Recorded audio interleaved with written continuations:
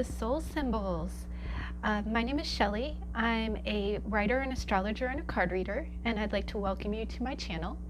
And today is an exciting day because guess what day it is? It's D20, baby.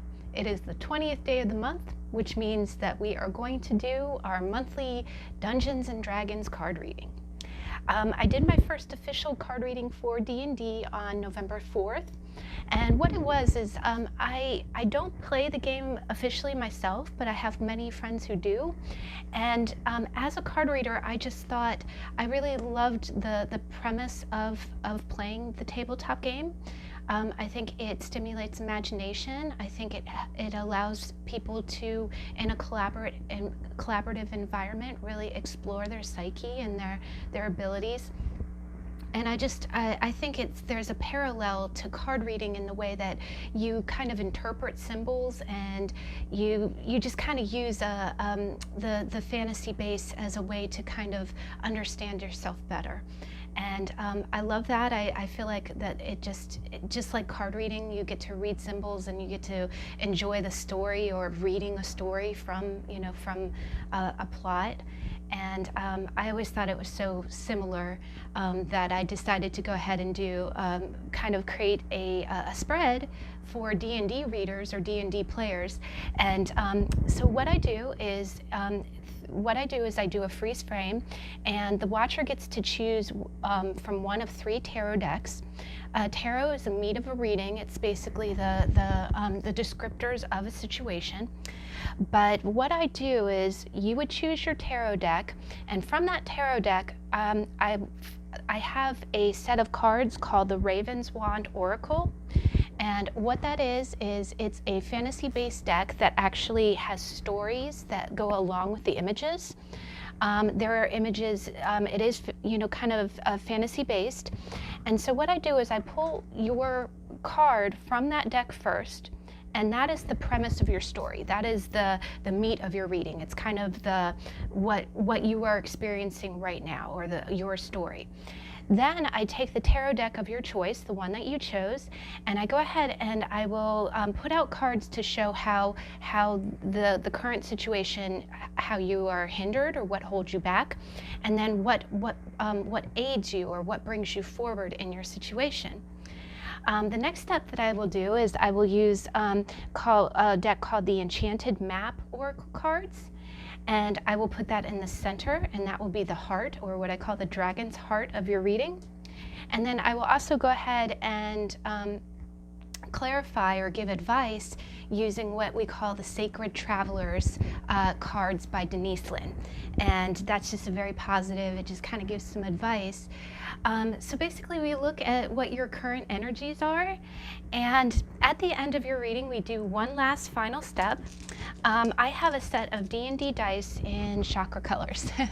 So what I will do is at the end of your reading I will pull out one die and I will go ahead and roll it, and we will discuss the die will determine what chakra is affected by your situation, and we will go through the numbers of both how to unblock your chakra or how to encourage the opening of that chakra. So it's incredibly positive. I get such a kick out of doing these readings. I've only done one prior, but I really enjoy it. You guys send me your energy, and it's always such a fun time. Now, if you want to jump straight to your reading, the timestamps are located in the description box below, so feel free to go straight to the picking of the deck and your timestamp. But before we get started, I'm just going to go over a few brief announcements. In my first D&D reading, I had done a giveaway, and what it was for, I like to sew dice bags as well. I make it with a sewing machine, but it's hand sewn. And what I did is I created a dice bag as a giveaway. So this is the dice bag, and what I did is that to give a better example, Vanna hands. My hands are not the greatest, but I'm glad you get to see my hands and not my face. But what I do is I filled it up with my story dice just to kind of give you an idea. It's a very good sized bag. It holds a lot of dice. It's very good for shaking in both open and enclosed forms. It's very general neutral. What it is it's kind of a very warm, earthy kind of gold, and this is a faux suede material. You don't have to bow it if you don't want to. You can just tie it, and then there's a metal button that you can just wrap it around. And then the lining is a very pretty cream-colored interior. It's very neutral. And again, it's excellent. You can go ahead and put your whole hand into it and get your dice as needed. And then what I will do is I debuted this in the first D&D reading, and what we would do is anyone who comments, it would be in the comments below. If you leave a comment, and it doesn't have to be anything big, it can be an emoji, it can be like you know, a thumbs up. If you leave any type of comment, you will be entered to win this bag. And we did have a few entries from the other videos. I showed it in the lovers, the How to Tarot lovers, and then I also showed it in the D&D reading. And what it was is, I'm still getting used to how some of the things work on YouTube. So if you forgive me, again, I'm the type, I mentioned it in another video, I'm the type of learner that I either learn how to do it really, really well, or I don't know how to do it at all. So unfortunately, I'm still in kind of the dumb as a rock stage of learning how to do how to pick randomly. Like, I know there's software or things that you can do that will randomly pick a name, but for now I know who is entered. Anyone who has left a comment on the other videos, you are entered. And so what I did is I took one of my dice containers, and if you look at that, your names, those are your names. Completely confidential. This is totally old school, but your name is in that canister. And what I'm going to do is I'm going to have my little niece, a completely impartial third party. Once we have enough entries, she'll go in and pick a name, and the winner will be contacted, and I will send you your bag. It's such a nice bag. It's so nice. I wish I could, the lighting doesn't do it justice. It's really, really soft. Okay, now I did also want to just let everyone know I've improved my technique from the first video. Was definitely a first time out, and I've learned more about the dice, and I've learned more about what's entailed, you know, modifiers and abilities and what dice is used for what. So I'm kind of excited. I'm really glad that you can join me.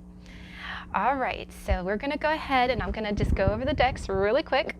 The first deck, you have Falkor the Luck Dragon. And this guy is so positive. He's a good guy. So if you want Falkor the Luck Dragon, and the first deck is the Enchanted Tarot. The second deck is the Vice Versa Tarot, which is it.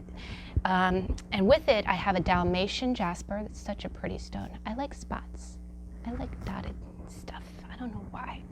Now, the Vice Versa Tarot is a double-sided deck, so there's no formal card back, but it has really cool images. That Five of Cups has been chasing us around. It's been following all of my readings around. We'll see if he comes up in the official reading, but that is deck number 2. Now, the third deck, you got, this is actually the stone I keep with this deck on the regular. You got a sleeping cat. And this is a agate, I never know if I'm saying it right, but it's a really pretty gray brown cat. And that is with the Witch's Tarot, by the Witch's Tarot. And if you want any of the names, all of the names of the authors of the decks are in the description box below. So I'll go ahead and I'll pause and let you pick your deck. I do ask that please choose from your intuition. Having a favorite number is a good way to pick a deck as well, but if you feel like you are drawn to the artwork or the stone, or you just feel gravitated towards one of the decks, please go with your gut, and I'll see you in a minute.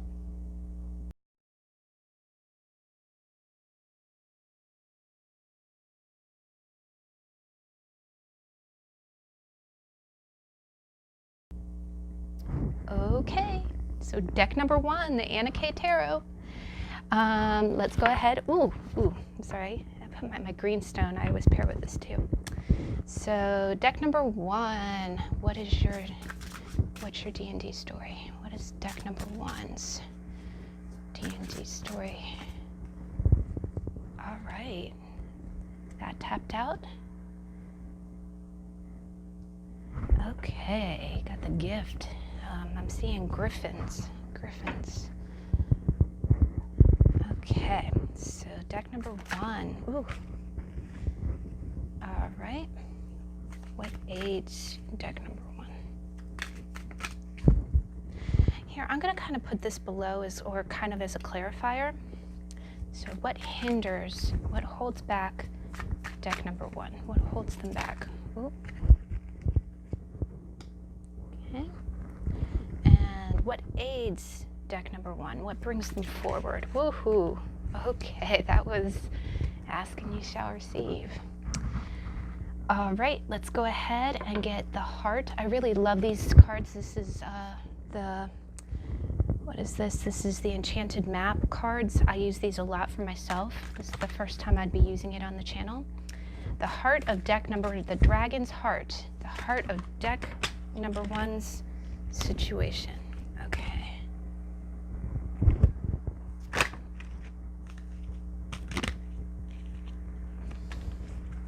Okay, I'm gonna go ahead with both of them. So this is the heart of your situation. And then what is the advice for deck number 1?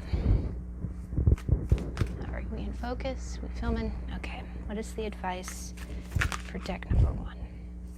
What is the advice for deck number 1? Advice for deck number 1's journey. This was sticking out. Oh. And for the record, okay, I'm just gonna say, for the record, when I was shuffling, Metamorphosis came out too. So I just want to say that was flipping and flopping. That was really coming out. So the fact that you got transformation as your advice, I'm gonna remember that and keep that in mind as we go through your reading. All right, so deck number 1, what die are you gonna get? Let us see. Deck number 1. Ooh, you got the percentile die, and you got 90. You got 90. All right, and that's blue, so that's the throat chakra. All right, so deck number 1. First off, let's go ahead. You got the gift, and this is a really beautiful card. You have griffins, and in the background you have mountains. And typically when you see valleys around mountains, that means journeys. It means journeys where you had to work hard to get where you're going. Let me go ahead and we're going to read your story, because that's your journey. That's your D&D journey right now. So the gift.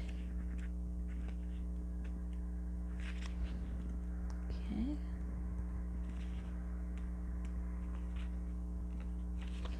All right. I'm going to go ahead and put this up where you can see it. So deck number 1, the gift. As children, we long to grow up, while as adults, we sometimes ask ourselves where the magic of childhood vanished to. But we can have both, childlike wonder and adult wisdom. Sarah St. Anthony's gift from the young grifflet is a beautiful feather. Let it remind you that although the years roll on, so too do the wonders. All you need to do is remember how to see them, just as we did as children. If you can appreciate the sound of rain tapping against glass, or be captivated by birdsong enough to stop whatever you're doing, then you reconnect with the magic of the ordinary. So here, your journey or your mission right now is feeling. I'm getting the vibe like. And again, with the mountain in the background, mountains are challenges. Mountains are journeys, journeys like that require effort, right? That require that you climb that mountain, that you get to the other side. I'm definitely seeing that. I'm getting this feeling like you just kind of had enough of adulting. Your journey right now is just saying, gosh, I wish things could be simple. She's looking she looks like a young girl. And again, this isn't saying that you're a young girl. You could be a man watching the reading. But you see a grown kind of griffin mom, and then you see the little grifflets, right?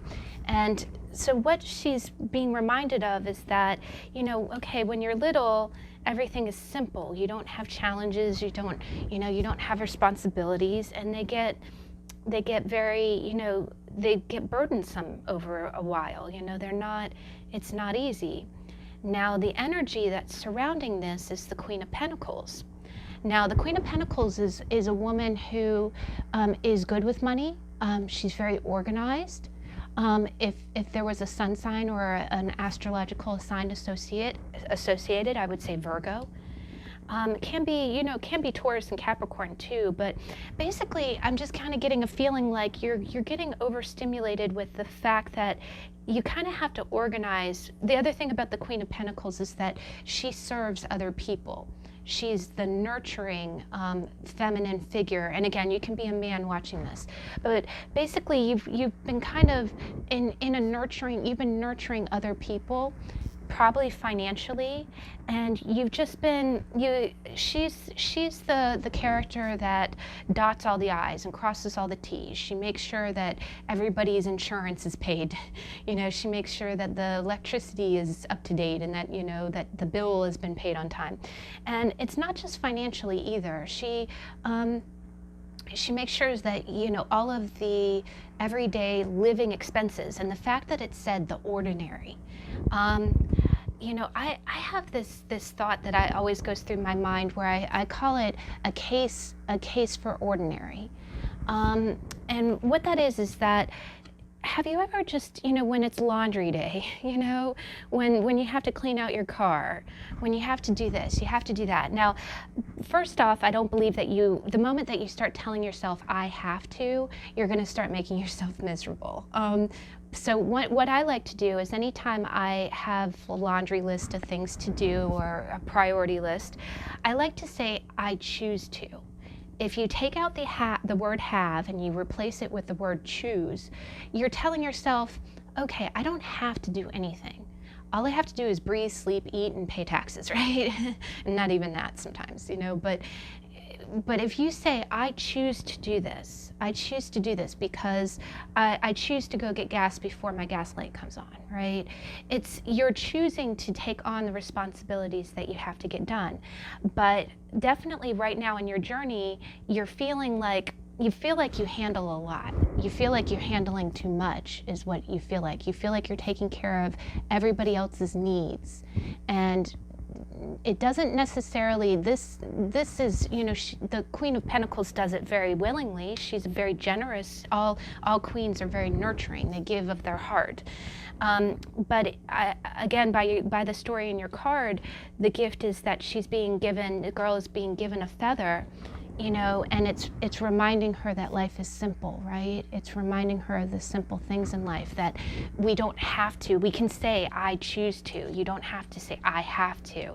Yes, you know, there's a lot. I'm getting this vibe of, you just have a lot on your plate. Maybe you're managing things for other people. Maybe you're managing finances for people. Maybe you're helping your parents. Maybe you're helping your children. You're helping, you know, or, you know, it's close to the holiday season. Maybe you're just doing your budget for Christmas and it's just starting to feel a little overwhelming. Now, what hinders you, or energy that holds you back, is the Knight of Pentacles. And the Knight of Pentacles is, I'm kind of chuckling because you see how he's a knight and he's looking at, and you see there's mountains in this too. There's, wow, synchronicity alert. So you got mountains in the night, right? And you got mountains. It's almost like she's on the other side of the mountain, right?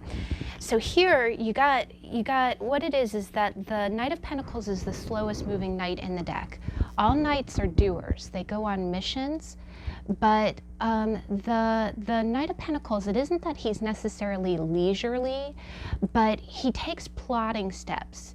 He always gets where he's going, and he has very stable cornerstones, but no doubt he's definitely, I'm not going to say lazy, but he's definitely pokey.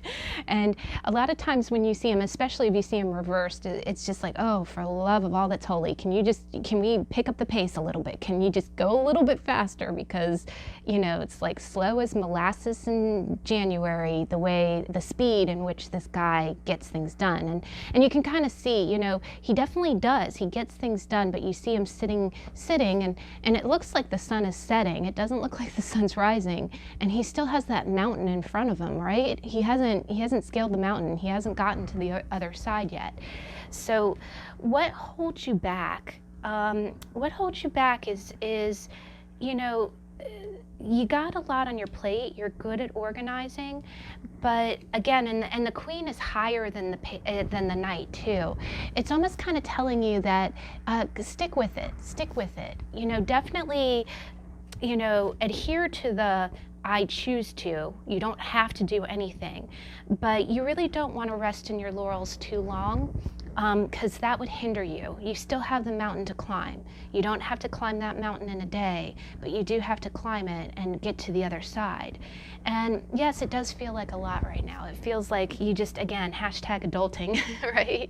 You're not feeling like, you know, you're not feeling like you want to get to the other side very much. Now, the other thing that I'm kind of seeing here is that you do have kind of a young man that's hindering, and then you have a queen, a woman, in the middle or in the core. You know, she's the person in the story.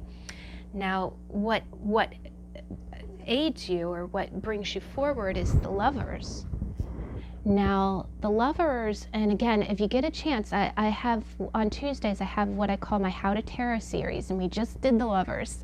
So feel free to check that out. It gives you all the details of it. And actually, this card came up. This was one of the 3 that I used as an example. But the Lovers can be, well, the Lovers can be a choice. It can be a moral choice that you make.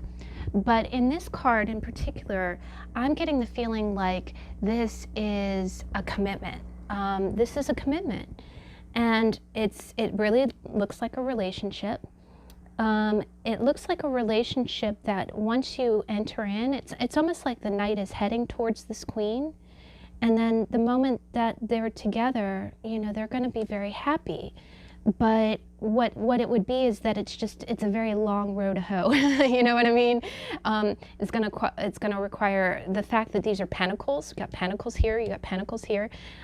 It's gonna require, and you even see with at the feet of the queen, she's got money and she's got abundance. It's almost like a harvest. So. Oh, and look at this synchronicity alert. This is also an apple tree. You see how the tree has apples on it, and then there's apples in the baskets. So what it is that you have a lot of abundance ahead of you, and in your situation, it's just going to take some adult action to get to that harvest or to make that decision and make that commitment. I'm definitely seeing some kind of commitment, and someone is kind of what holds you back is avoiding the commitment. What brings you forward, and actually you even see it, you got a young person, you got an adult person, and then you got a mature older person. So it's kind of telling you that you will, these actions, the energy that you put forth now will, in the future, will take you far. It will give you everything that you want. It will give you that happy future, that, you know, that love and that companionship and that commitment. And honestly, there's a dog in this picture too, which means loyalty. It means commitment and loyalty. But so it really aids you. Any mature action that you take is going to take you far. Now, the heart of your situation, and you got 2 cards, and again, Metamorphosis wanted to come out. So I do get this feeling as if you're kind of transforming from one character to another. You're going from the knight to the Lovers, and you have the Queen of Pentacles in the middle. But 41 is unexpected visitors. So this is the heart of your situation.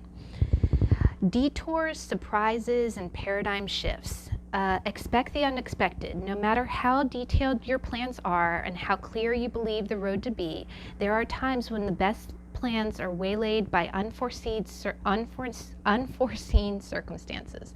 At first, detours may seem inconvenient, but a surprise turn of events signals that the adventure of life is beginning to get interesting. No one can plan for synchronicity, for fate and destiny to meet, except Spirit, who knows what you can, and Spirit knows what you can't comprehend for now. Life is full of surprises, so stay on your toes and enjoy this exciting new adventure you weren't expecting. There is a plan for your life that may not match up with your agenda. Oh, interesting. And then along with it, real quick, we'll read it real fast. You got compass. And oh, I love compass. But compass is you're entering uncharted territories. Gosh, the second card that says you need to expect the unexpected. You're entering uncharted territories right now and can expect wonderful new experiences. To stay on the highest path of your destiny, you'll need to keep your compass pointed to true north. Only spirit or higher power can serve this function. Money, property, prestige, romance, and other material achievements can't help you find your true path. They are simply things that you may experience along the journey. Know that spirit is working in your life, so even if you feel lost temporarily, it will be easy to find your way. Have faith and trust, for your compass with spirit as true north will ensure that you'll never be lost, even on a starless night when all seems dark. So yeah, guys, what I'm kind of seeing is, again, and with the mountain and the fact that the girl is on the other side of the mountain, I think you're kind of on a path where you're expecting to stay. I'm kind of getting a single vibe because the Queen of Pentacles is very much like the Nine of Pentacles, which is an independent woman. I have a feeling that you're kind of on this journey and you're kind of getting wary. It definitely might be financially related. I think you're on top for right now, but you definitely are just feeling like, gosh, you know, the burdens of life are just kind of, you know, getting on, you know, I'm just not feeling the adulting, right? But what it's telling you is that if you stay to your true north, if you stay true to yourself and kind of go with the flow, it definitely sounds like the universe might be bringing you some surprises, and it's really going to transform you, because also the advice card that you got was transformation, which is the Phoenix. And I love this. A fresh new way of living emerges. So guys, maybe you never expected to be in a long-term committed relationship and one kind of shows up. Either that, or you're just kind of, you're getting over the mountain and you're just not sure, you're just kind of tired. But one thing I would say is that, you know, just kind of be open to whatever the universe is bringing you, because you might have some unexpected changes that really play into your life path and they're going to give you some beautiful results. I really think that it's going to result in like a committed relationship that's going to make you very, very happy. Now, the other thing I'll say is that, here I'll show you pictures. I find feathers, and I always feel like, you know, that's a sign that my spirit guides, or that I'm protected, you know, either by angels or by spirits. And I would say, go ahead and look out for feathers.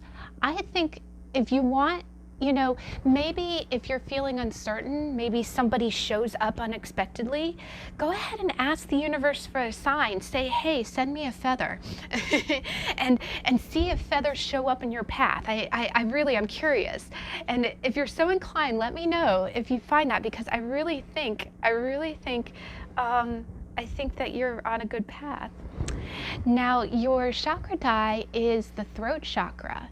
And you got the percentile die, which I know is normally run with the. It's funny. It's run with the heart chakra. So if you want, we'll run it. But 4, so 94. Maybe that's a birth year for someone.Maybe that's the birth year of the person that comes into your life. It's 1994. That might be a sign. But the throat chakra deals with truth. And what it does is it deals with truth, and then the throat chakra is blocked by lies. So here I'm not getting anything that says that it's real, that anything is adverse. I really do think that you have an open chakra. I would say that just in this spread, if you are surprised by anything, or if you, again, she's feeling kind of burdened by having to be an adult, by all of the heavy responsibilities of adult life, I would say just be very honest about that. If you're feeling stressed out, definitely turn to someone. And the fact that it's 90 or 94, that's almost to 100. I really feel like the universe is saying you're almost there. You're almost there. You're really on the brink of a great transformation. It's just kind of roll with the punches, and don't get thrown by someone who might come in unexpectedly. Just stay true to yourself, and if you're really concerned, ask for a sign, and everything will manifest for you. Okay, so deck number 1. That was a really good reading. I enjoyed that. Okay, we'll go ahead and we'll put, oops, I'm knocking things over. Not completely, but almost. So we'll go ahead, put your luck dragon, and we'll put your chakra die there. That was a good reading, guys. Good reading. Okay. All right, so deck number 2, the Vice Versa Tarot with the Dalmatian Jasper. That really is a pretty stone. Keep you in focus. You in focus? Yes. So deck number 2. Oops. Oh, it'd be good if I got your story first. Sorry. Deck number 2. What is their D&D journey? Deck number 2. Oh, Night Watch. Yes. Ha!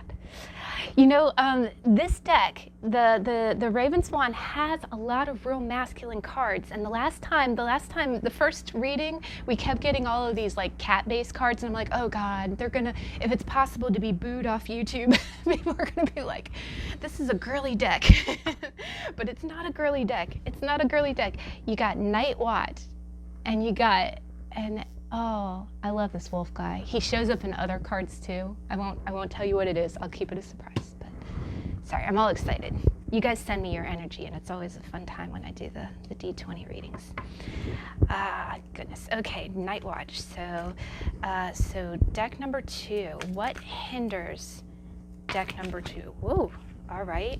And this is vice versa. So when it flips, it means this is the inverse. So this is the inverse of the High Priestess. Wow, that's some powerful energy, guys. Now, what aids deck number 2? Night Watch. What aids our D&D deck 2? Ooh. Okay, I'm making note of the cards. What aids deck number 2? Okay, anything else?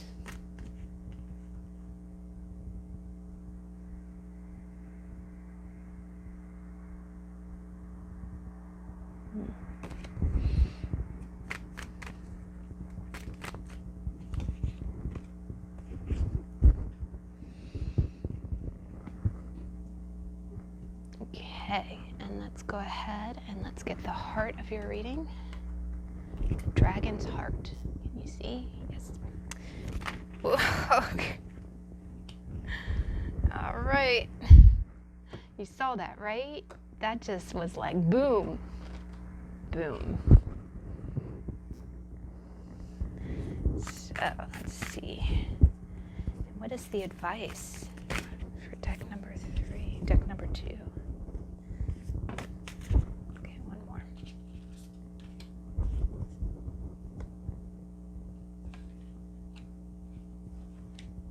Okay, I'm going to go ahead and take all 3. I'm not trying to give you a million cards, but oh.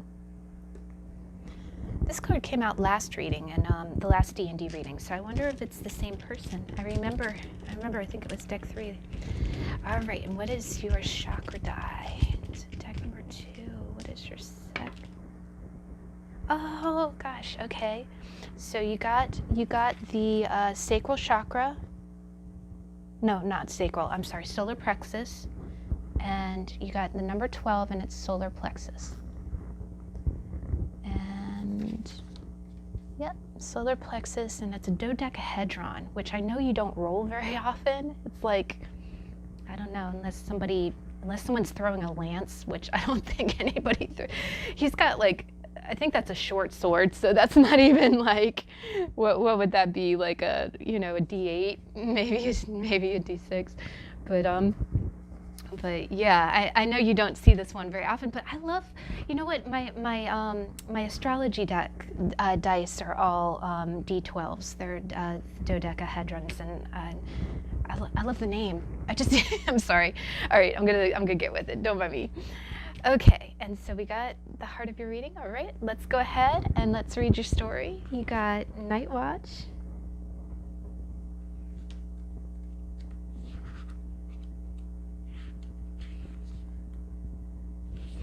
All right, so deck number 2. Night Watch. Can you see? Such beautiful artwork. Okay. Tor's duty. Oh, his name is Tor. My car, his name is Tor, like T-O-R, spelled the same way. All right, gonna shush. Sorry. I love doing your readings, by the way, guys. You send me your good energy, and I get all excited. Tor's duty is to guide 2 young witches to Hope Coven. But while sitting night watch, he spies a light deep in the woods. Instantly, he reaches for his sword, but refrains from drawing it just yet. His first reaction is to fight, but is the light a threat, an ally, or an opportunity? He is caught between firelight and moonlight, just as he's been torn between action and patience. Silently, he watches the light grow closer, and even though his protective instincts are very strong, he must act only when absolutely certain. Dun dun dun. This would be wisdom, right? That's instinct, huh? Should we maybe nah. We're not gonna roll a cube to see if okay, guys, seriously, put in the comments if I'm getting this wrong. What is it when you have kind of an instinct and you know it's a wisdom capability, but it's like, it's an ability to kind of, it's like your sixth sense when you can kind of pick up, you know? And maybe if you're a character that has a little bit more of there's a word for it, and I'm gonna think about it as soon as we're done, and then I'm gonna be like, don't. Okay, so Night Watch. You can see he's guarding. So Tor, who I think is my new favorite character ever, is guarding 2 young witches that he is helping get back to Hope Coven. And then he sees a light in the distance that's approaching. And he needs to use instinct. He needs to use his ability to discern whether or not that light is something threatening or something innocent. Now, what I am sensing here is your situation or your current energy might be that you might have some heavy responsibilities right now, not in a bad way, but you might be helping either children, or you might be guarding family members, or you have some kind of charge in your life right now, and you're sworn to protect it, and you are a protector, right?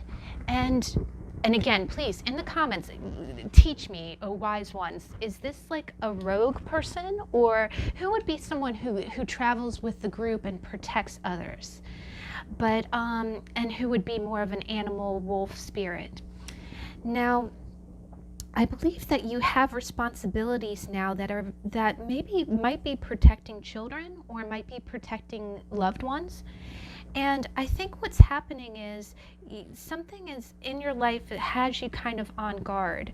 Maybe you have kind of come a long way, and again, I just feel like, again, that light, and again, it being a green light, let me put it up close so you can see it, you know? It's like, maybe you're trying to keep on track, right? Maybe where you're going right now, you have a plan. You are trying to get where you are going, and anything that comes close to you, you are skeptical of, right? Bit of a flinchy card, not in a bad way, but literally, it's someone who's seen quite a bit of action, right? This guy has known, some war. And the fact that, he would be, guarding like a sentinel, two witches, you know, it's kind of feeling like maybe you kind of feel like right now that you anticipate danger, right? You've kind of been through enough bumps and bruises in your life that any little, you know, inflection of light, you get very guarded. That was one card that wanted to come up, was the Seven of Wands, which is a guarded card too. It's kind of like after you've been through battle, you're just, anything that comes close, it's like, you know, what, go there, identify yourself, right? And here, it might not necessarily be children, but maybe you are guarding something very, very precious. It could very well, you know, but you've been charged to take care of something, and you take that responsibility very seriously. And when you look at it, he has a raven or a blackbird on his shoulder, which are harbingers of change. They bring messages. And you can see he's almost whispering in Tor's ear, like, you know, warning, warning, danger, Will Robinson, right? In the sky, you have a full moon. And here he is definitely just, you know, looking out in the distance. So I think you are being given a very sensitive responsibility, one that you have to. I also think that you're being very clandestine about it too. I think you have some kind of responsibility right now that you kind of got a soul mind. You're like, okay, my mission is to get to this destination and to get these two people safely to their destination. And I think you are battle worn, and I do think that you're just you're sensitive to anything else coming along right now. So I get the feeling like where you are right now is that you almost like a battered soldier, you are just trying to get through to the end of the year, right? And honestly, you know, it's funny, this time of year, it's been a tough year for a lot of people. I'm really getting the feeling like I don't blame you. You know, you kind of feel like the soldier. You're just trying to get what you need to get done, right? Now, what's holding you back is the High Priestess in reverse.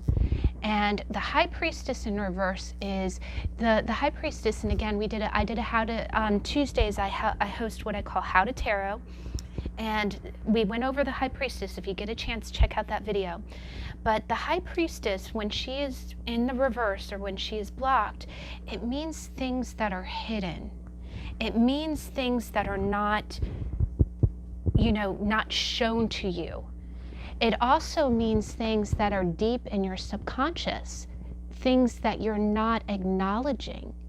And you see how in the High Priestess, she's kind of got two flames beside her. And don't they, you know, what is it? Well, yellow and blue make green, but red and blue make purple.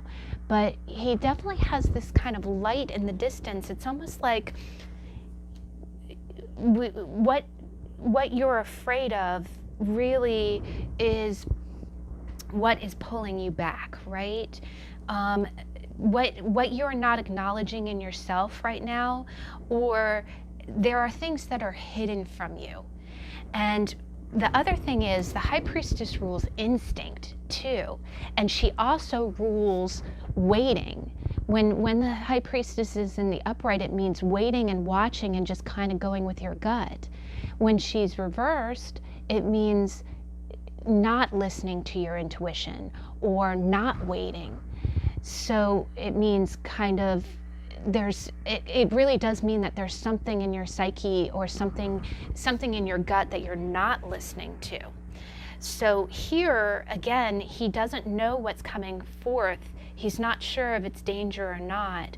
But here, I think what holds back is if you don't listen to the gut. If he charges forth as if it's a danger and it's not, either that or if he waits too long and doesn't take action when he needs to. So it is a delicate balance, and actually you see that between the two pillars. It's between red and blue, between masculine and feminine, and because red means masculine, blue means feminine, and masculine energy is yang, it's action. It would be the jump up and, you know, go after it, while the yin is receptive and, you know, wait for it to come to me.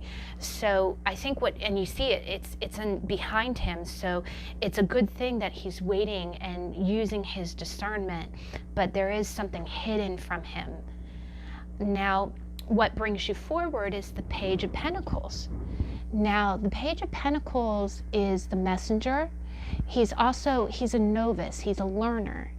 And you see there, he's looking at a pentacle as if it were the Ace of Pentacles. He's looking at it, and what's interesting is this is all taking place at night too. You see the nighttime sky. It's almost like he's in a valley. I think what it's telling you is that definitely it's saying in order to move forward,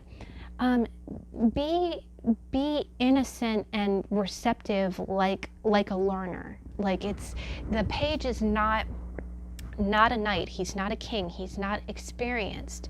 But what it's telling you is what aids you is approaching the situation in a practical way, which is Pentacles, in a fiscally minded way, like it can be minding money. But it just says that just whatever you're doing, however you approach this, do it in a very, very practical way and do it in an innocent way. You don't have to have all the answers. To be quite honest, you're not gonna have all the answers. Something's hidden from you, and it's just because you don't want it to be hidden doesn't mean it's gonna manifest. But it's definitely just saying use your judgment, almost like, like a child's judgment. Your base instinct is not going to show you the right direction. And honestly, you see that with him being a wolf, or him being a wolf. The meaning of a wolf is instinct. It's just flat out instinct. So there's definitely something hidden from you, but it's definitely telling you just, go step by step, go very rudimentary forward. And again, just like he's doing there, just, keep a perspective. Go ahead and think carefully and take beginner steps and just be very, very practical about it. Because honestly, your instinct is a little hindered. There's things hidden from you. And the other thing is water usually means intuition, and then earth usually means practicality, like just everyday problem solving skills. So you might want to lean on your kind of earth skills more than your water right now. You would probably want to, maybe not go so much with your emotions. Go with your instinct, but not your emotions, if that makes any sense. And if you have to make any decisions at all, make sure that decision is very practically based, and then you'll be good. And just go slow. It's okay. Don't worry about whether or not it makes you look foolish or makes you look like a child. That really doesn't matter, because even if you look childish, at least you're doing the right thing. You're very, you're taking the basic steps to do the right thing. Now, your Enchanted map card is you got number 10. Now this says rock bottom, and I'll go ahead and we'll read it real quick. But rock bottom. As difficult as it may be to accept, it seems that you've reached a point where you can go no further in the same manner. In the same manner in which you've been doing things. Perhaps you've hit a proverbial brick wall or experienced a deep sense of loss and don't know where to turn.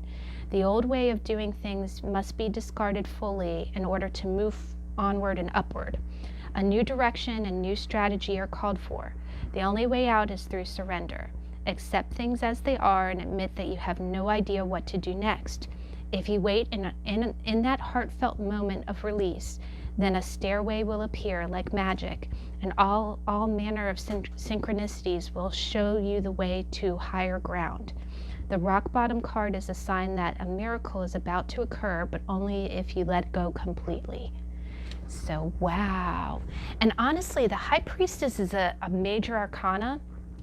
So when it's telling you, again, I think you want to take action. You want to take action. Maybe you're kind of at a dead end and you're like, and again, you're kind of stuck there, right? You're like, he doesn't want to do the wrong thing, right? You don't want to do the wrong thing, but you're kind of stuck.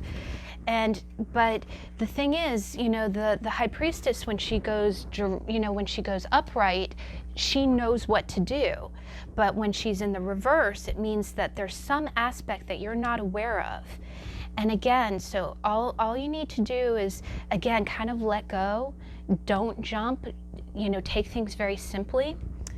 Now, your advice cards is you got Voyage of the Heart, which is love flows through you and to you.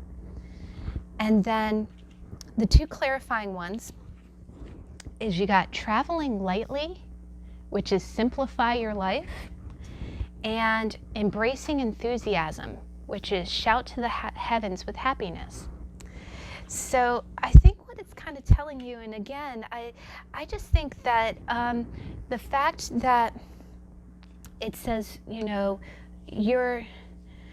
if you're on a journey and you kind of hit some bumps and bruises, and clearly this guy has been on a journey for a while, right? He's almost jittery, you know, the moment that the moment something comes forth. So, and he's definitely kind of at a standstill.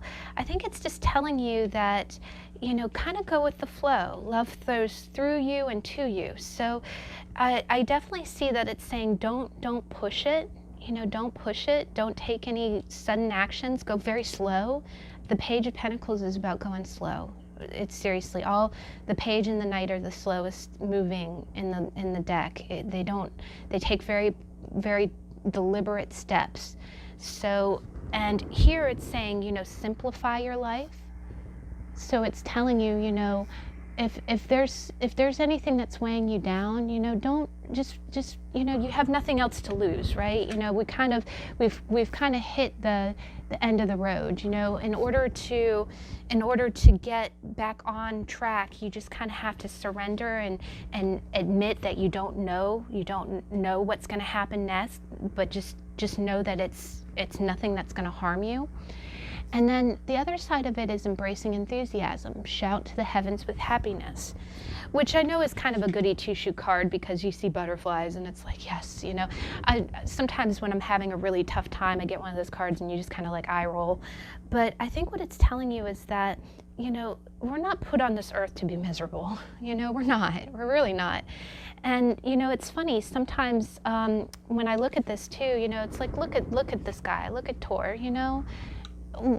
It's like, he's the protector, but it's like, okay, once, you know, I always think of it that way too. It's like I try to remember the last time that I was just unbridledly, you know, uninhibitedly happy.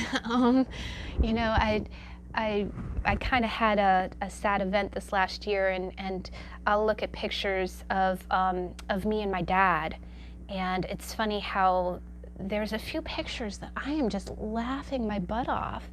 And I look at that, and I look at that little girl, and I think, good Lord, when is the last time that I've ever been that freaking happy? You know, just happy like a child. You know, we grow up and we become this warrior. You know, this warrior that's just always on guard, always on guard. You know, that thing that's coming towards you could be a good thing. You don't know. You don't know, right? But our first instinct is to say, gosh, we've been through the war, and I'm going to pull my sword because it's got to be something bad. So I think it is just telling you that, you know, it's fine to be cautious, but just play it by ear, go slow, be practical. And if you do have a situation where you're given something that's a blessing or something that makes you genuinely happy, take a moment to fully enjoy that. You know, we're not meant to be on guard all the time, you know what I mean? And I know, believe me, I know it's trite to be like, well, don't worry about it, you know, don't sweat the small stuff, which I think sometimes I just, again, eye roll. You know, you have to sweat the small stuff. The small stuff can be, you know, big stuff. But I think what it is telling you is that, you know, just try to get back into that happy, happy mindset whenever you can, you know, embrace that. That really is. All right, guys.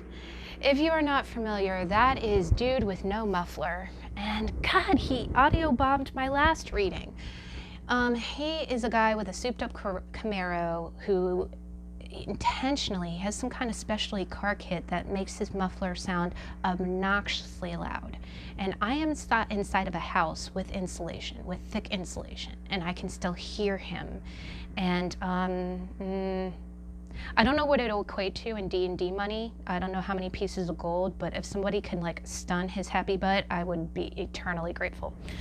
And on that note, we're gonna go ahead, ooh, maybe we can roll the dice and do a lance for that.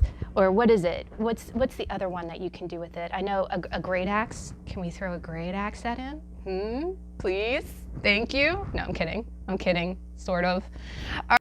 Hey guys, it's Shelly. I'm just going to interject real quick, and since let's do this. Let's go ahead and roll a D20 and see if we did throw a lance at Dude with No Muffler's tire, would we be successful? Let's find out.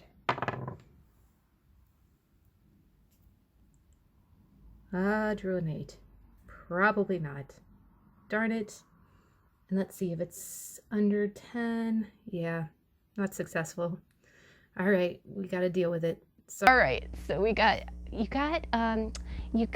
the number 12, and and this is a D12. That's the highest that you can roll for this die for a dodecahedron. So the solar plexus, which is really one of my favorites. It's such a sunny die, and honestly, when you look at it, you see how he's saying travel lightly, and we were talking about, you know, being happy and going towards the light. It looks like he's going towards the light, right? You know, an open solar plexus, which is right in the center of your chest. I always like to think of it like this: if you've ever learned if you are the person designated to the resuscitation, CPR, they always tell you what you have to do is, in order to find where someone's rib cage is that you kind of push on the chest till you get to kind of a notch, which is where the ribs meet, and then you put the frog of your hand, you kind of put the palm of your hand right, you kind of mark the notch with your thumb, and then you put the frog of your hand right on top of it, and then what that does is it puts your hand right over someone's sternum. That is your solar plexus, right there. It's like the center of your chest. It's right where that notch is. And when it's open, it deals with willpower. When it's blocked, it deals with shame. And it's amazing how, willpower, and it's funny how, not funny, but psychologically, anytime, sometimes people have unwarranted guilt. Okay, I know it seems like I'm going all over the place here, but what I think of is that when you have stressors in your life, and especially I can see stressors in this situation because, again, this is someone who's guarded. This is someone who's been through a lot. This is someone who's kind of at rock bottom. They don't need any more surprises. What it is that sometimes people feel a lot of unnecessary guilt based on the actions that they did take or the actions that they didn't take. Like, if you thought that you should have tried harder at something, then you feel guilty. If you feel like you didn't try hard enough, you feel guilty. If maybe someone irritated you to death and you wanted to tell them off, you didn't tell them off, but then later, because you thought about telling them off, you feel guilty. So what it is it's a lot about willpower. And the way that you keep that chakra open is by analyzing those thoughts in your head. You don't have to scrutinize every decision so diligently. You can rely on your intuition and just kind of know that the power is with you.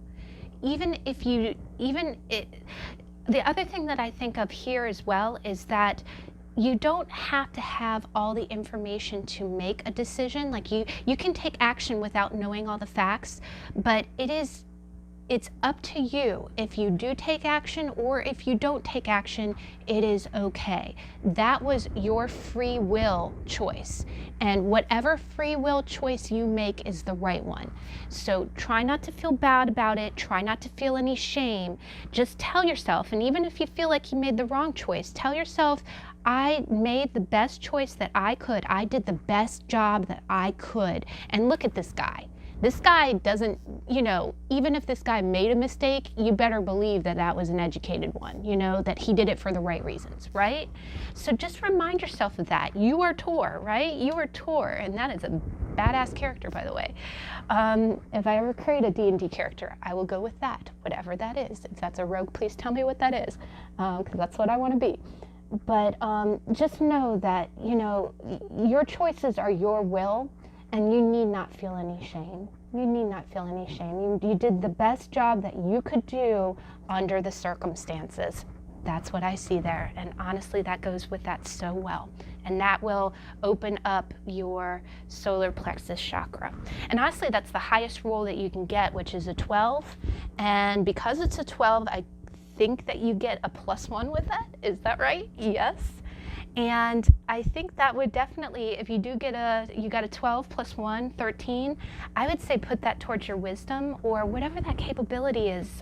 Please, if anyone's good at that, tell me what that is that, you know, when you can kind of pick up on something happening out in the distance. All right, deck number 2. I enjoyed that one. I think I'm gonna keep that card out. I like that.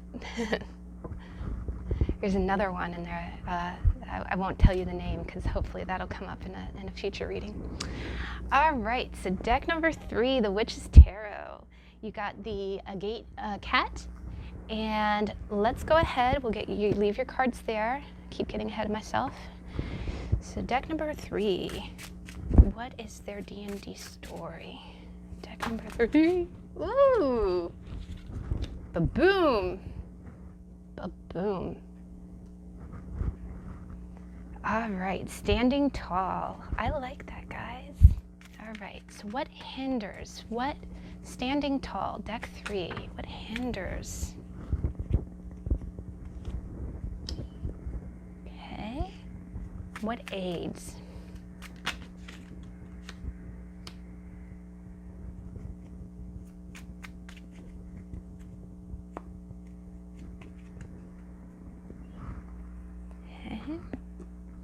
And I saw the Empress on the bottom of the deck. So what is the dragon's heart of the situation? What is the heart of deck 3's D&D journey situation? What is the heart of deck 3's? What is the heart of, ooh, yeah. All right, I'm liking this. Again, I enjoy these readings so much. I've got so many other things scheduled. I can't do it more than once a month, but I'm gonna enjoy this on the 20th of each month, guys. All right, advice for deck 3. Advice for deck 3. What is the advice? What is the advice?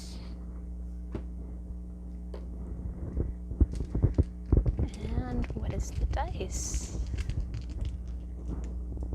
Oh, you got a cube. Got a number 2. All right. And that is...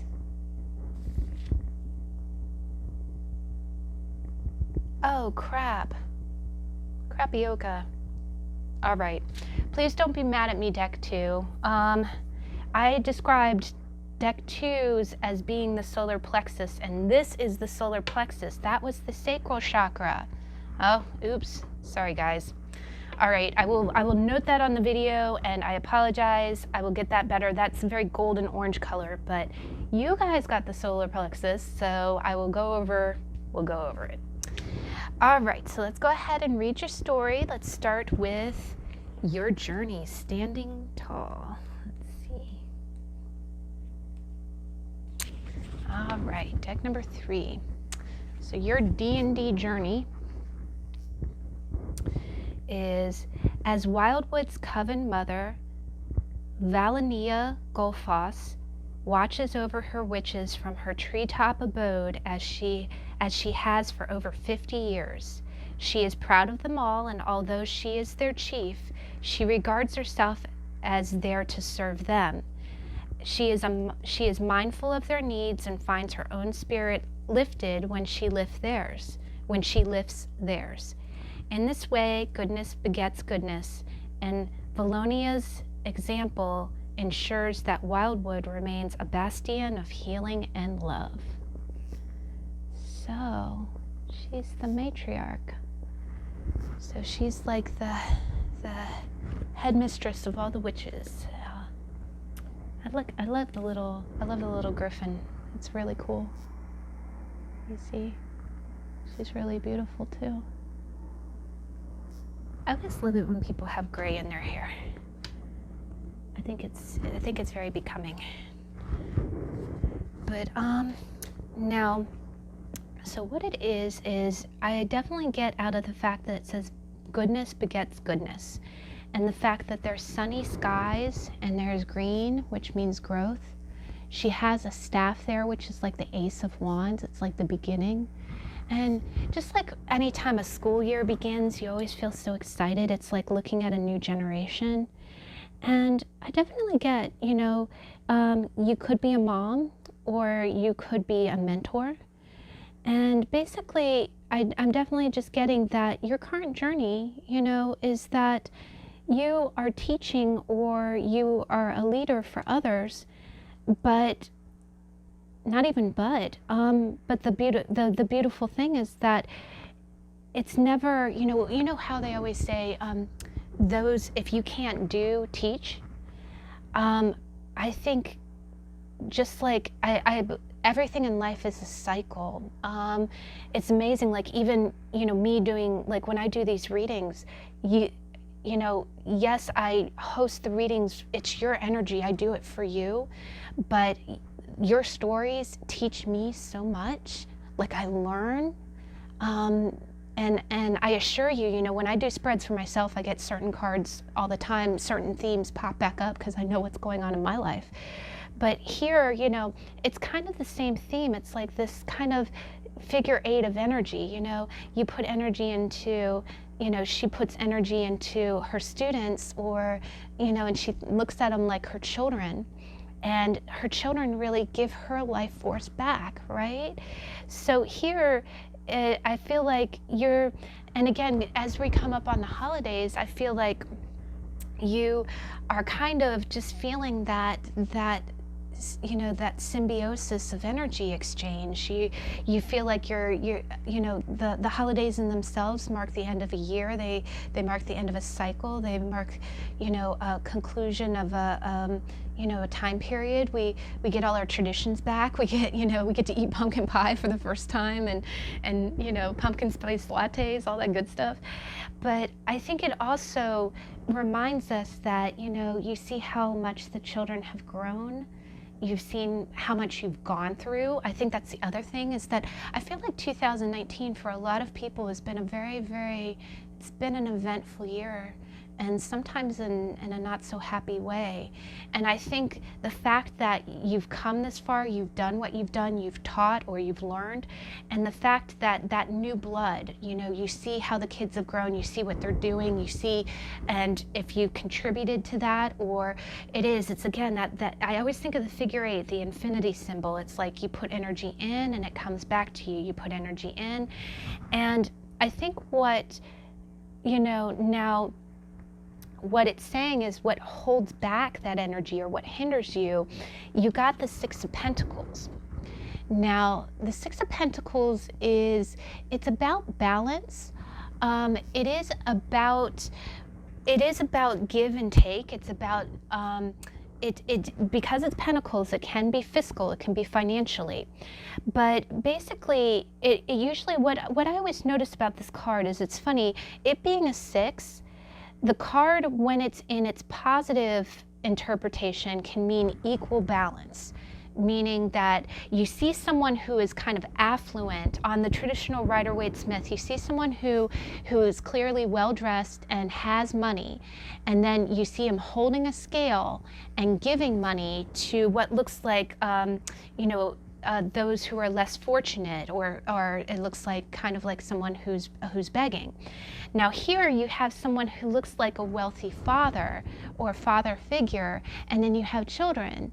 And again, the fact that, you know, she has students, or she's hinting at students that are younger than her, that are not at the position in life that she is. This could definitely mean that you feel what holds you back is that when you feel like you are at a higher position, like you have more, therefore you have to give more. It's like, okay, you know, but I have this money. You know, maybe you make more money, or maybe you are the parent and they are the children. You think, okay, well, you know, they don't have as much, I need to give to them.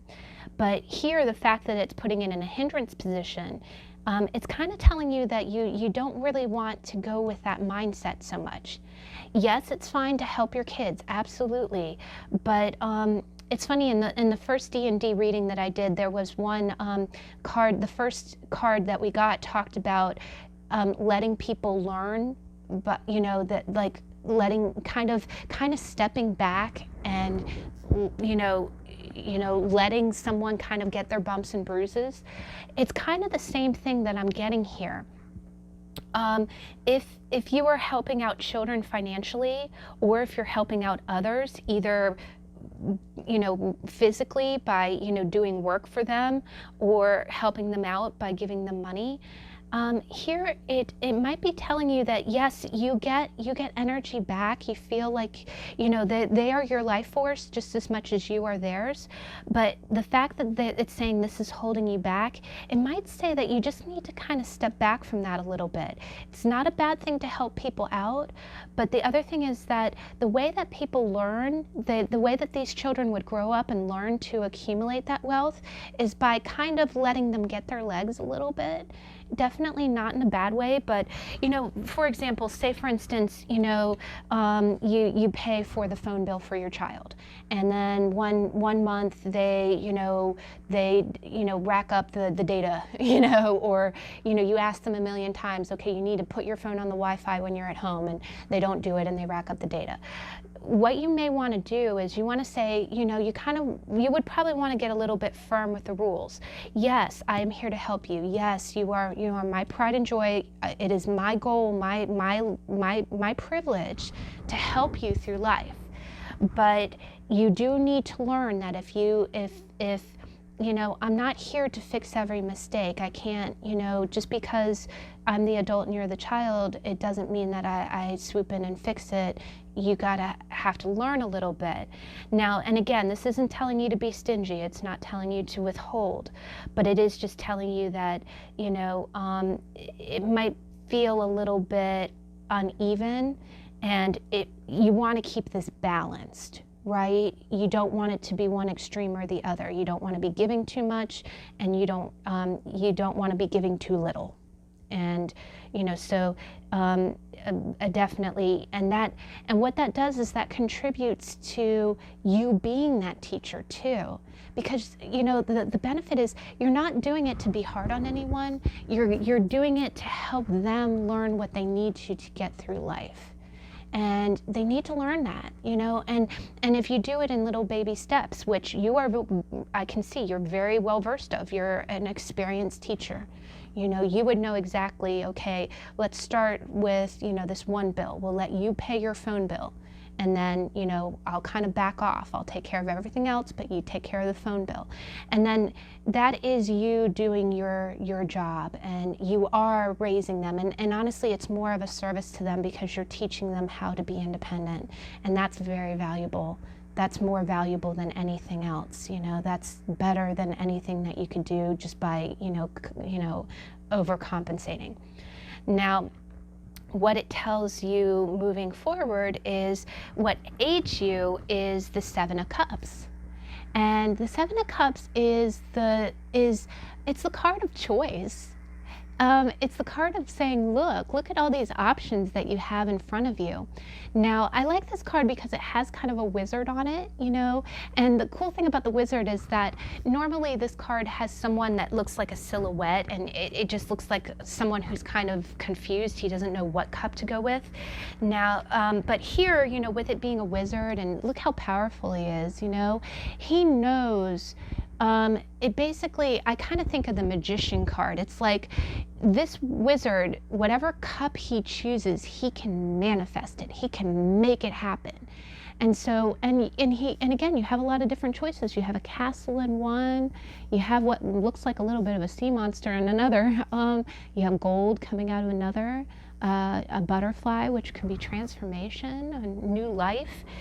And what that's kind of telling me here is that you have a bright future ahead of you, and you can really do anything that you set out to do. But what you need to do in order to get that, and that it is almost kind of creative visualization, but you have the willpower to back it up. But what it tells you is, it just says you can do anything that you set out to do. Absolutely anything. Now, a few of those choices, the only other thing that that the Seven of Cups always cautions you about is that there's a few cups that look like they're all, fine and dandy, but when you actually take that cup, there might be a surprise in it, like a not so pleasant surprise. So I think what it's kind of telling you is that what aids you is that you making plans to do what you want to do, it will happen, but just make sure that it is what you think it is. Do you think it is what you think it is? Make sure it is what you're expecting. And I think you're an experienced person. I think you would know you would do your research and know what something entails. But it basically says to move forward, you can pretty much have anything that you want. You can manifest anything that you want. And that might be something that might be on your mind coming forward, because again, right now you're kind of thinking about the life force of what you're doing right now and how it feeds into you. But moving forward, or the thing that brings you forward, is maybe deciding to do something different. And that could be a different job, it could be retiring, it could be, moving to a new house, it can be starting a new relationship. But here I'm just kind of getting this is where I am right now. Maybe it wasn't always equal in the past, what you were giving and what you were getting. And you feel like it does give you life force, but you may want to look at what options are available to you to do something different. Now, the heart of your journey, you got rescue. And let me go ahead and read rescue. I'm curious how this would play into the reading. But rescue, you got asking for help isn't easy for many successful people. However, that's what you need to do now as you expand your life. Okay. You find yourself troubled. You can expect help with whatever issue is at hand now. You need only ask and assistance will come your way. The most important support you can expect is from Spirit. Get into a right relationship with the divine, and you'll see that many conditions line up as if by magic to provide you with all the help you need. Ask and you will receive. There is no need to fear. Safety is a place within. So you know what? I'm getting it now, guys. I think you're comfortable where you're at. I think you got something into a good balance, and you're used to it. It gives you life force. You're used to it. You have a good life. You're grateful for the life that you have. But it's telling you that there might be a future ahead that gives you some choices to do something new and different. And I think it's making you feel a little bit uncertain. I think you're afraid to ask for help because you're the teacher, right? You're the person. I think what it is that you're the person that people turn to for help. So when you need help, you think, God, okay, no, I'm the teacher. I don't need help from other people.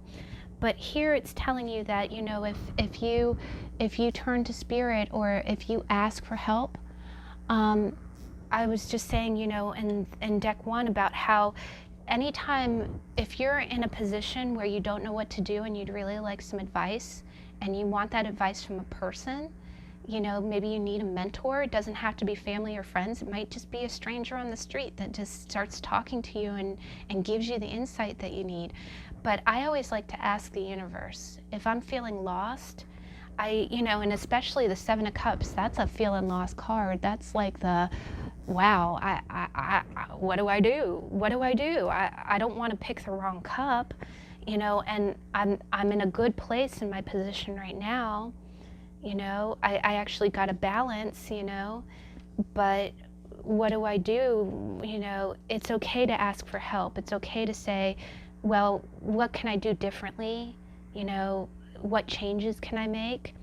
And, you know, just because something's balanced doesn't mean that you have to stay with it forever.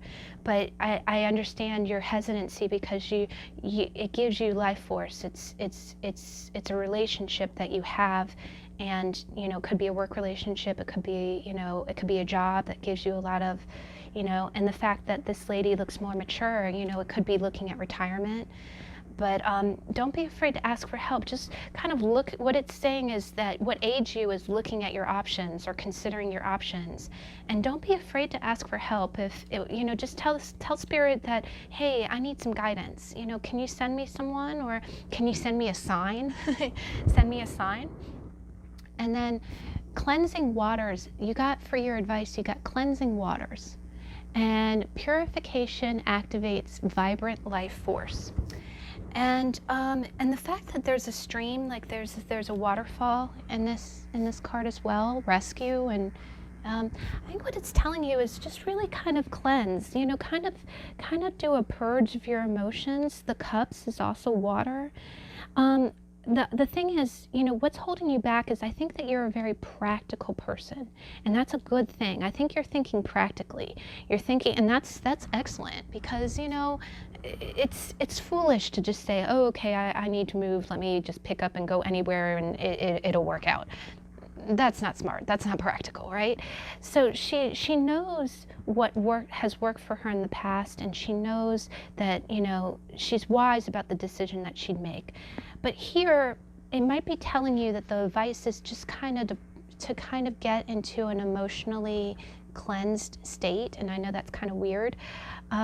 They always say, you know, taking a bath is not a bad thing, but just kind of try to meditate and kind of clear out your emotions, maybe kind of clear your mind. Or I think what you want to do is you have emotions tied into what you are doing right now, and it's making this decision of what to do next that much harder. So I think what it's telling you to do is that, you know, you don't have to make this decision alone. Go ahead and ask questions about it. If you feel lost, seek out some counsel. Just because you are the teacher doesn't mean that you don't have more to learn. You know, there are people there, you know, there are teachers of teachers. And seek out your teacher of teachers to give you some guidance. Who knows, it could be someone younger than you. I know for a fact I get words of wisdom from young people all the time. I'm in awe, you know. Sometimes I'll have this really, you know, and that's the amazing thing, is sometimes I'm so in my adult mind that, you know, a young person will come up and say something that absolutely, you know, turns my problem on its head and gives me a solution, and just, you know, one very innocent sentence, you know, from the mouth of babes, right? So, you know, just search out and you know, seek out, you know, the fact I'm seeing that little griffin on her right hand side too. It's like her right hand man. I do think that it's telling you, in the fact that it's saying, you know, ask Spirit. I think that it's telling you that Spirit would have the answers. Maybe if, you know, I know this sounds silly. I'm really getting drawn to tell you to get into a hot tub or get into a hot bath. and really just kind of clear your mind, clear your aura, clear your senses, because I think some clarity would come as well. That would be a way of tuning into spirit. And if you can just kind of get your mind and heart and emotions into a neutral space, the answer might just come to you. I think it would really come to you. Now you got the regular cube die. You got a regular D6 and you rolled a 2. And it's interesting, it's funny, 2s represent choice. They represent choice. A lot of times if I were seeing cards with 2 people, I would think more that this is a relationship decision, but I'm not seeing couples here. I'm seeing like a choice. Do I stay or do I go? That's what I'm seeing. Do I stay or do I go? So that's really what the 2 is kind of pointing at. And you got the solar plexus. I'm sorry, you got the solar plexus. And I was telling the last deck, because I got it all wrong, the solar plexus is located right underneath your rib cage. It's right, like there's a little notch at the bottom of your rib cage. And if you put your thumb there to mark it, your solar plexus is like, if you just put the palm of your hand, like you're rubbing your tummy, it's right below that. And what it is it deals with willpower and shame. And, willpower and the fact, I'm really seeing willpower with this wizard and the choices. Again, he has a choice, do I stay or do I go? And I think, I'm getting definitely more of an open chakra with this. I don't think that your chakra's blocked, but I think that the shame, and not even shame, but I think it feels a little bit more like fear, just kind of the fear of leaving something good, okay? If it's, it's kind of like if it's not broke, don't fix it kind of feeling. If you're happy where you're at, but you've done it forever, it's like, okay, you have the willpower to achieve anything that you want to achieve. If you want something, if you want to do something different, you can completely make that happen. But I think what's happening is that you don't want to let anybody down, and you don't want to make the wrong choice. You don't want to walk away from something that was very balanced. But here, I think you're feeling, and here, again, that's kind of, maybe I'm kind of reading it that way too. Maybe you just feel a great sense of responsibility. You're like, okay, but if I walk away, who's going to give these children these pentacles? If I'm not there to give the pentacles, who will be? And am I letting people down? And that would kind of be a sense of shame, or a sense of not living up to of being irresponsible, and that would make you feel it would make you feel shame. So I think to open up your chakra, definitely, to open up the chakra would be to make the right choice for the right reasons. And I think you're worried about that, but definitely just, clear everything out. Really think about what would make you happy. Think about what you want to do. It's like, okay, what do you want to do, And that would serve the center of your chest, that would be what you need to do. And definitely don't be afraid to ask spirit for help, or to ask the universe to send you somebody if you really need counsel. But that's pretty awesome, deck 3. All right. Well, our readings went a little bit long, but I always enjoy these so much. I got a kick out of that, and I love these D20. And I promise you, I am learning. I'm learning more about the dice. I'm learning more about the abilities and the throws and the what you can do, what you can't do. And I hope you enjoyed. I hope you got a kick out of that. It's a very general kind of read for those who enjoy the game, and I hope that was insightful and that you enjoyed. Now, I did just do the How to Tarot for Strength yesterday, and some quick closing announcements. It's interesting. I have a beloved 8 subscribers. I would be completely honored if you want to join my crew. If you want to become a soul sibling, I would love that so much. Please feel free to like, comment, and subscribe. If you do comment, you are enrolled to win the dice bag, and we're going to be drawing for that soon as we have enough entries. And then, but I do have a beloved 8 subscribers, and it's so funny. Strength yesterday is the 8th card. Well, it's technically the 9th card, but it's number 8 in the Major Arcana, and I have 8 subscribers, and I'm just seeing 8s everywhere. I just feel like it's like a power number for me this week. But please feel free to check that out. That How to Tarot went up yesterday, and then today is the D&D. I will be hosting more D&Ds. The D20 videos will come up on the 20th of each month. So I will do another reading just like this next month on December 20th. And then please feel free to join me on Saturday for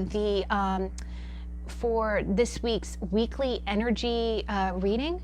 What that is I just kind of pull your energies and determine, you know, what events might be likely to happen to you for the following week. I have a special theme. It's a national day, and I'll let you know what day it is when you tune in on Saturday. But I have a card giveaway on that date based on the theme. So if you get a chance to check it out, I'd love to see you there. But I hope you enjoyed, and I hope you have a good week, and I'll see you in the next video. Bye.